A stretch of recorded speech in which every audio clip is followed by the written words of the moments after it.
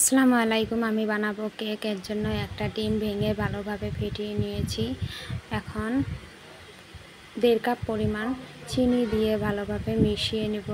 একটু লবণ দিয়ে দিলাম আর লেবুর রস দিয়ে দেব সামান্য।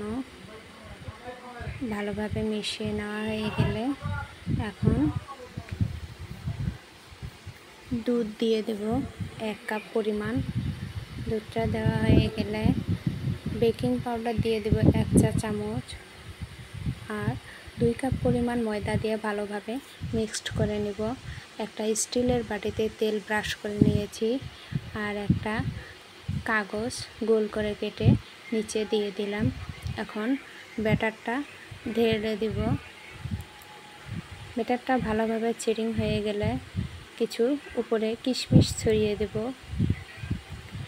একটা কড়াই ভালোভাবে হাই হিটে গরম করে নিয়ে এখন বসিয়ে দেব। ঢাকনা দিয়ে ঢেকে 20 মিনিটের মতো জাল করে নেব লো হিটে। এখন একটা কাঠির সাহায্যে দেখব হয়েছে কিনা। হয়ে গেছে, এখন নামিয়ে নেব।